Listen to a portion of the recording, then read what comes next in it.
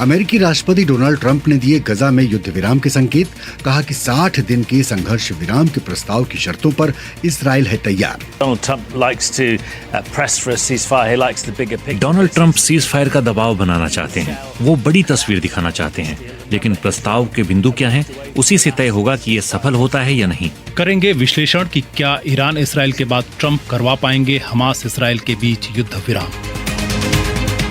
दलाई लामा ने बताया कि कैसे चुना जाएगा उनका उत्तराधिकारी। मेरी मृत्यु के बाद भी धर्मगुरु चुनने की परंपरा जारी रहेगी। धर्मशाला में मौजूद बीबीसी संवाददाता राघवेंद्र राव से समझेंगे कि उत्तराधिकार का मामला क्यों है जटिल और कैसे चुने जाते हैं दलाई लामा के उत्तराधिकारी।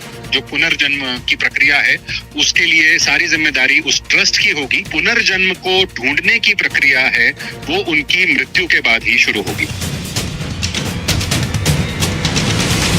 बात होगी भारत और इंग्लैंड के बीच दूसरे टेस्ट मैच की, लेकिन आगे बढ़े उससे पहले देश दुनिया की खबरें सुनिए संदीप राय से।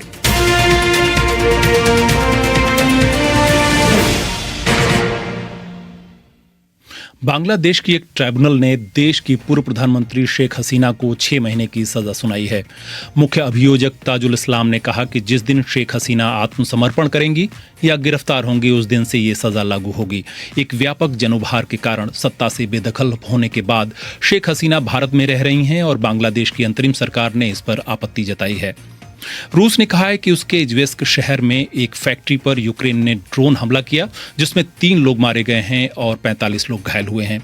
यह हमला रूस के अंदर 1300 किलोमीटर दूर स्थित एक सैन्य फैक्ट्री पर हुआ जहां मिसाइलें और रडार बनते हैं। उधर अमेरिका की ओर से हथियारों की खेप रोके जाने पर यूक्रेन ने चिंता जताई है और कहा है कि इससे आक्रामक पक्ष को ही फायदा पहुंचेगा।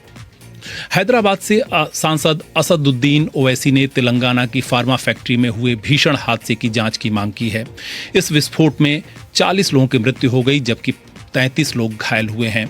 ओवैसी ने हादसे पर दुख जताया और कहा, ये गवर्नमेंट इंक्वायरी ऑर्डर करे और क्यों हुआ मालूम करे। इतनी बड़ी तादाद में 38 लोगों की मौत हुई है। इसमें झारखंड के भी कई लोग हैं और डीएनए टेस्टिंग हो रही है। हम चीफ मिनिस्टर रेवंत रेड्डी से डिमांड करते हैं कि अगर वो फैक्ट्री वालों की गलती रही तो बराबर कानून को अपना काम करना चाहिए and they should be taken to task. Pakistan के प्रधानमंत्री शहबाज शरीफ ने कहा है कि भारत की ओर से सिंधु जल संधि निलंबित किए जाने के बाद उनकी सरकार जलाशय बनाने की योजनाओं में तेजी लाएगी। शरीफ ने चेतावनी दी है कि भारत भविष्य में पानी को एक रणनीतिक हथियार